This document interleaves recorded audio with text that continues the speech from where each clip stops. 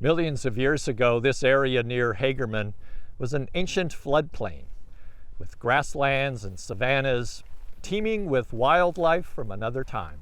Hi, I'm Bruce Reichert, and welcome to Outdoor Idaho. You know, after the last ice age, many large mammals from the Pleistocene era died off, but they left behind some clues to their existence here at Hagerman Fossil Beds. The horse fossil became known as the Hagerman horse, and although not genetically related to the modern horse, it is a member of the genus Equus, or horse family.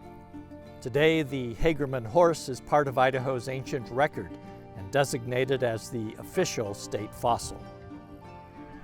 Some 500 years ago, the modern horse returned to the continent with European explorers. Today, some of the descendants of those horses are roaming free on the range.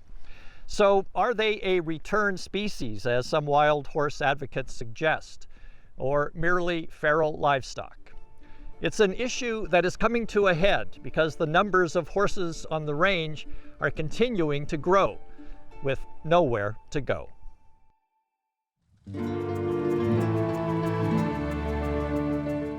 It's estimated that by the mid-1800s, over 1 million Mustangs roamed free across North America. They were descendants of lost or abandoned domestic stock, and with the westward expansion, those herds continued to grow across the territories. Accounts from early pioneers noted seeing large bands of horses as they traveled west. Around the turn of the century, many Idaho ranchers and miners let their horses graze on the open range until they were needed for work or to sell. In the southwest corner of the state, the horse trade was good. The Owyhees were a pretty good place to raise horses because you didn't need to have fences. You just turned them loose out there. Then, periodically, when you had a market for them, you went out and rounded up what you needed. When the automobile came along, the horse market dried up. But out on the range, the herds continued to grow. The ranchers really identified them as a problem. They constituted competition for limited rangeland. Out west, unbranded horses could be rounded up by anyone for any reason. After witnessing horrible abuse of the animals by profiteers who gathered horses for slaughter, Velma Braun Johnston, also known as Wild Horse Annie, began the fight to protect Mustangs in her home state of Nevada. Her crusade soon became a national one, lasting almost 20 years. Finally, in 1971, Congress passed a new law, known as the Wild Free-Roaming Horses and Burros Act.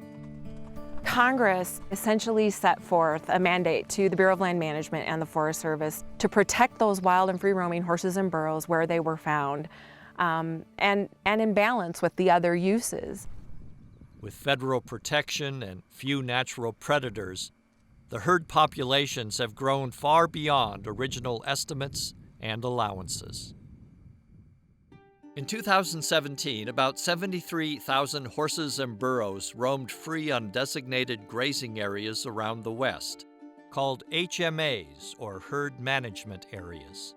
That's about 3 times the number originally set forth by Congress. The agencies charged with their care are caught in the middle of a political and public affairs crisis, as the current administration moves to cut the budget for wild horses and burros. If this happens, the fate of nearly 50,000 excess animals gathered from the HMAs over the years is uncertain. They're currently cared for and fed by the government in holding corrals or off-range pasture at a cost of nearly $50 million taxpayer dollars per year. The track that we're on is simply unsustainable. The costs alone of managing wild and free-roaming horses off the range is staggering. For many years, horse populations on the HMAs were managed primarily by rounding up Mustangs from the range and then placing selected horses up for adoption. The rest were returned to the range until the next gather, about 4 years later.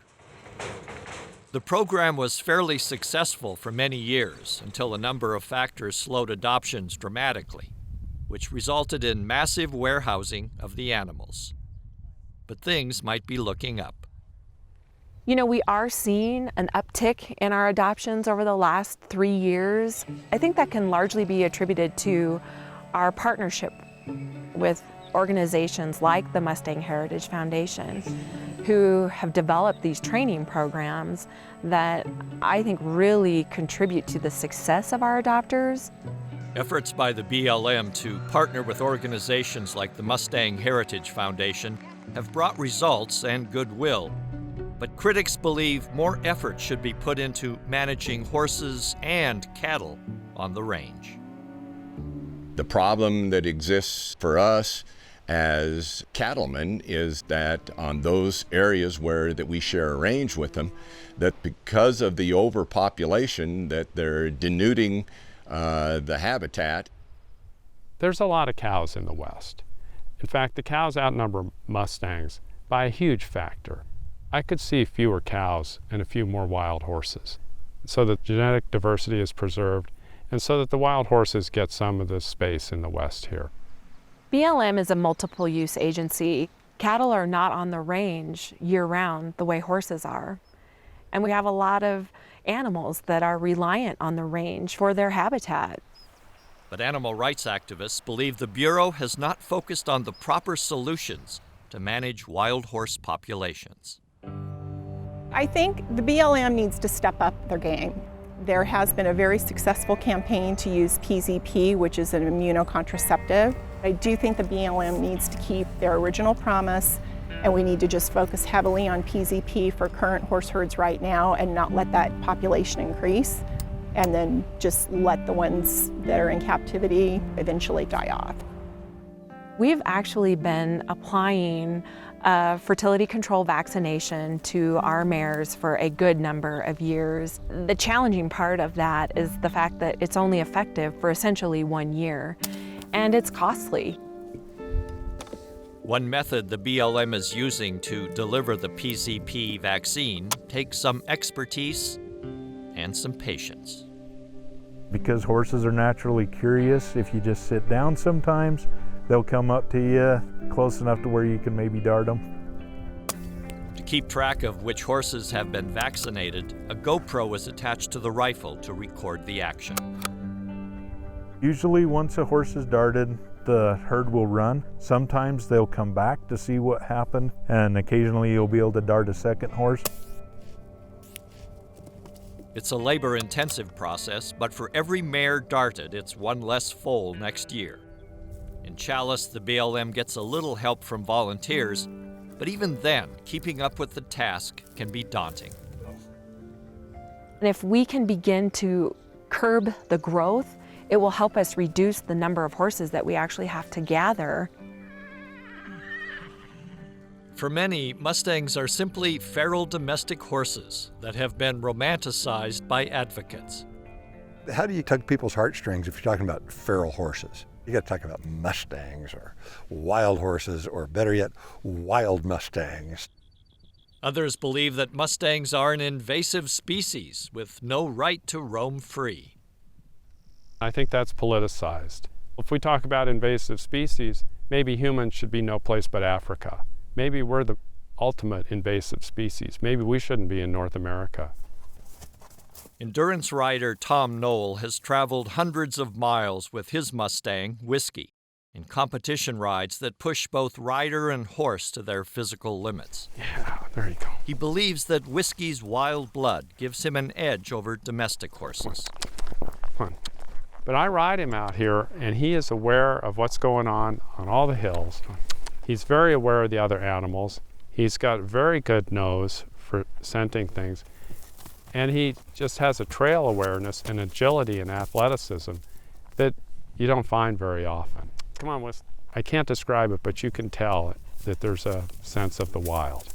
It's not just romanticism. On up there, come on. In Idaho, the Bureau of Land Management currently operates 6 herd management areas across the state. Each HMA has a set amount of horses allowed per acre within the designated area. In 2017, there were about 700 Mustangs, spread over more than 400,000 acres of open land. And then where it's kind of that light green area. The Black Mountain herd roams across the sagebrush steppes and rolling hills of the Owyhee front. They can be hard to spot, even by the experts. But if you know the land, sometimes you get lucky. These are 3 studs, the Black Mountain studs. They're their little bachelor band. And if they see a chance, they'll try to take off a mare for themselves. I look at the amounts of forage that they have, look at where the water's at, if springs have dried up. I also keep an eye on the herd themselves. They're very honest in their movements. He's kind of posturing us, seeing what's going on, not really that threatened by us. Fast-moving flames from the soda fire are heading toward homes south of Homedale. 2 of the HMAs in the Owyhee were destroyed after the soda fire of 2015 raged through the sagebrush and dry grasses. The Black Mountain herd was spared, but 29 horses from the other Owyhee herds died in the fire. An emergency helicopter gather removed the surviving horses from the charred range. They were then moved to corrals where they could be fed and cared for. Many were treated for burn injuries. Several had to be euthanized. When the BLM announced an emergency adoption to the public, the response was impressive. The remaining horses will be returned to the HMAs when the land has recovered enough to support them. In the meantime, some new arrivals get attention. These foals weren't even born when the soda fire broke out. They'll stay with their mothers until weaned, and then be moved into the adoption pen. A lot of them were on their mama's side when they came in. And they are the horses that are going to be going into our 4-H training program. Each horse gathered off the range receives a Freeze brand ID, tagging them as government property before they leave the corral or go back to the range. Adopters are given title to the horse after they've cared for them for 1 year. It's a way to put up roadblocks for potential abuse. Working with partners like 4-H and the Mustang Heritage Foundation helps BLM bring wild horses to communities, increasing opportunities for adoption. And one of the key events is the Extreme Mustang Makeover. 100 trainers get 100 days to train 100 horses. This is the 10th year for the Extreme Mustang Makeover. We're very excited.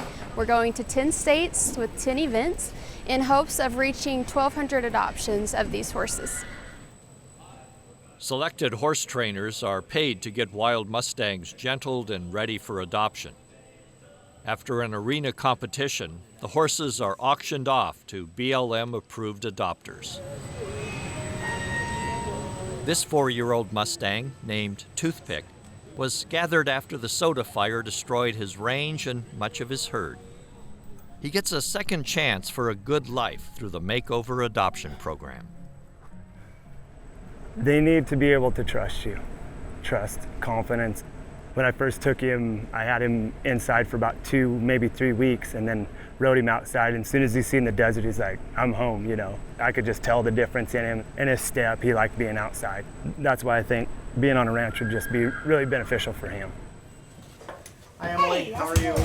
Good to see you today. A smaller competition used to promote local Mustang adoption is the TIP Challenge, or the Trainer Incentive Program. Trainers apply, and then they go through an approval process.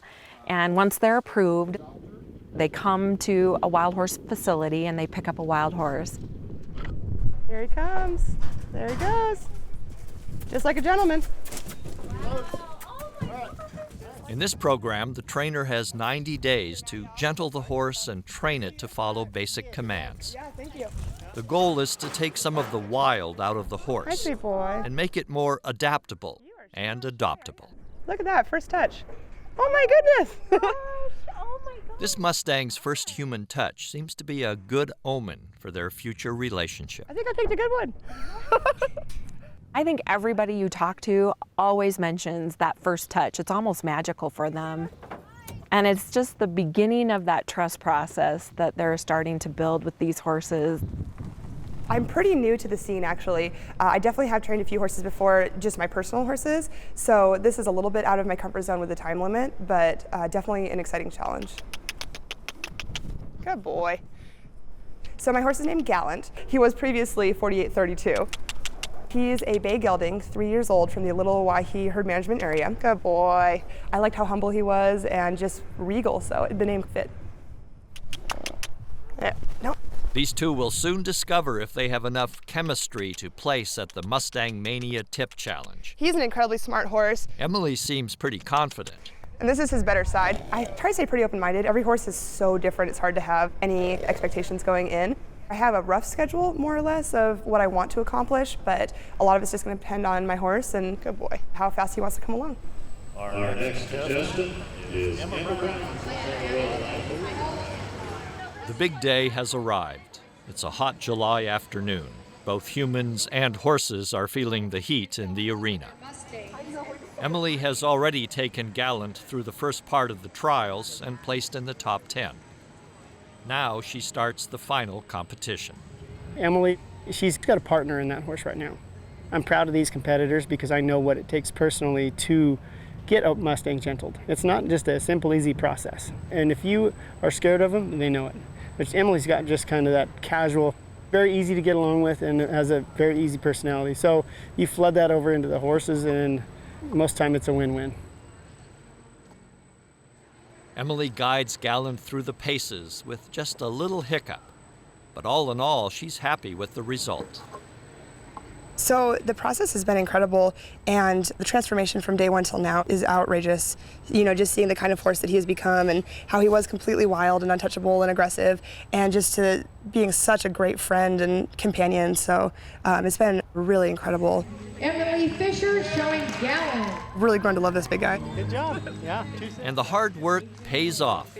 They win 5th place in the overall competition. Hip number 12. So when we started this, I was definitely thinking about rehoming him, but through the course of everything and, you know, just spending all this time together, I have decided to keep him. Our primary #1 priority will always be to find good homes for Mustangs. In so doing, we are going to be pursuing more partnerships like the one that we have with the Mustang Heritage Foundation, so that we can increase the number of trained animals going into good homes. In central Idaho's remote Custer County, the Chalice wild horse herd is experiencing a different kind of partnership, one that keeps them at home on the range. The BLM conducts a helicopter gather in the Chalice HMA about every 4 years. Helicopters themselves have become a controversial way to gather horses, but the BLM sees it as fast and efficient. Although, admittedly, accidents do happen. I still believe that helicopter gathers are humane. We have a really low mortality rate when we gather horses. You know, less than 1% of horses are injured. After a gather in 2012, 130 horses were left when the adoption process was over. Normally, they would have been shipped out to holding facilities. But an artist from Seattle had another idea. She wanted them to stay home. Andrea Maki had been photographing wild horses in Idaho and around the West for several years for her art projects. Apache! But she felt a connection with Mustangs that went beyond the art. Come on, everybody. One that would eventually lead her on a new and challenging journey. Come here, Apache. Hi. It's hard to imagine that these are the same horses once destined for holding corrals far from home. But they are. Over time, they've come to trust Andrea, and many come to greet her when she visits. They now belong to Wild Love Preserve, adopted by Andrea and a group of friends and supporters. We have 136 wild horses, Idaho wild horses, that we have pulled out of the taxpayer system. We are working to raise money for our land trust so that we can purchase identified lands that we have our eye on that will be our permanent wild expanse. and the horses are happy. They are able to run and be free. She calls Wildlife Preserve a legacy project and hopes it will serve as a model for a new paradigm in wild horse management. The horses now roam freely on 400 leased acres outside of Challis until a permanent home is found. The BLM and local community have come to recognize her commitment over the last few years. Hey, Annie. This is somebody that's willing to put her money where her mouth is and to be able to work with us and try to do some things that are meaningful and not just talk about problems or complain about problems, but do something to try to make it better. Come on, you guys. I think that she has worked very hard and she's done what she said that she was going to do. And she has won over a lot of people because she has been persistent in attempting to do something. There's opposing views to the issue, there's different sides, but at the end of the day, what she's bringing forth is a solution that should help everybody. It should help the taxpayers, control the population for those who want to keep the range healthy, and help the BLM with some of the problems they're encountering. And really, I just see it as a benefit to all the stakeholders, including myself. Andrea Zart has taken a back seat for now. Fundraising to maintain the lease and find a permanent home has become a full-time job. You know, what I see is that the program that Miss Maki has is a viable alternative where the government is not expected to continue to pay for all of it. What I'd like to see is, if nothing else, from those organizations, those trusts that were within Idaho, to come over there and to take a look at a program that is actually doing something on the ground, and then be able to use that and to say, you know, hey, this is our Idaho, and we're there to help protect the interests of everyone inside of Idaho. It's really fascinating to watch how they've become their own band and their own herd. Everybody is together and they are literally living as they do in the wild. And the way in which we are working to create a wild expanse on their native turf is in a lasting manner. So this will continue on for future generations to equally nurture and treasure. I've made promises to the horses, but I also have different stakeholders that are involved, and that responsibility is on my shoulders.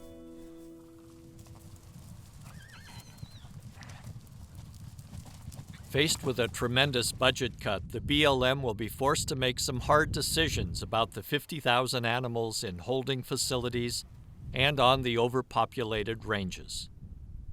Headlines are full of talk of sterilization, euthanasia, even slaughter. But one thing remains certain: it will take an act of Congress to remove wild horses from the West.